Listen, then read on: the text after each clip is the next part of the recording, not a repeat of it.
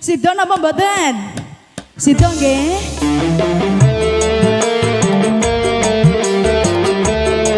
Yudi nada. Pak agak ke tengah sini dong, Pak.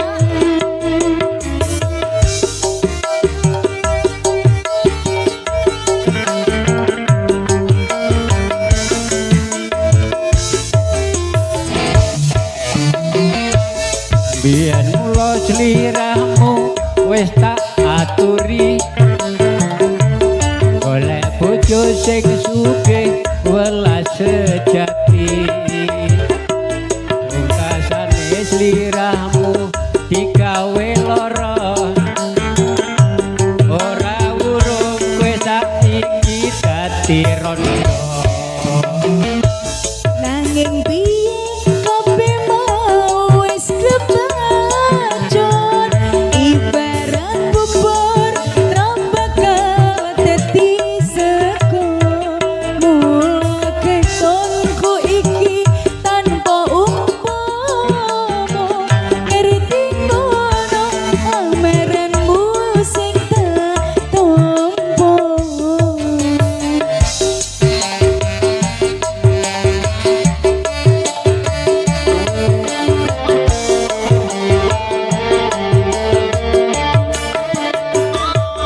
kabeh mau ora perlu digetuni janjiku biyen aku sanggup ngenteni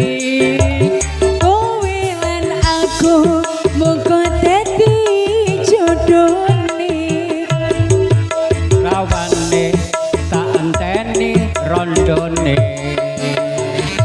ora nyono sampeyan sabar ngenteni ing nyatane tresnomu tulus lan suci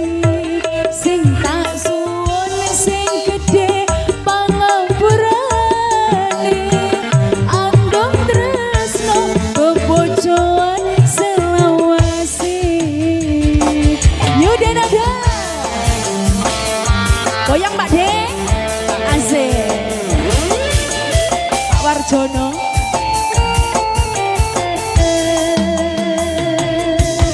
Bun goyang sini juga boleh loh monggo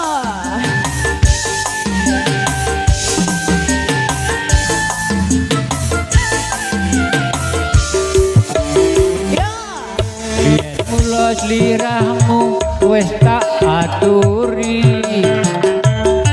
golek bojo sing sugih welas sejati pungkasane sliramu digawe lara ora urung kowe saiki dadi rondo nanging piye kabeh mau wis kebacut ibarat bubur bakal dadi sego mula ketonku iki tanpa umpama ngerti ngono ameranmu sing tak tompo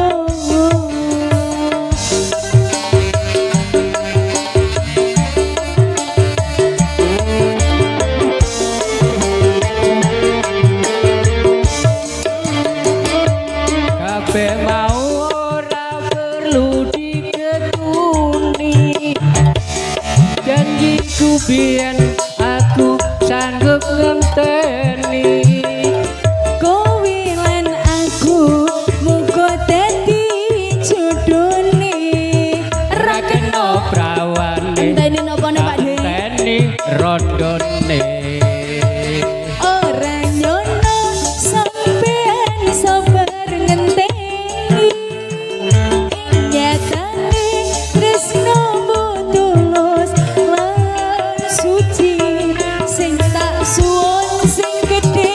pangapurane andam tresno kebojo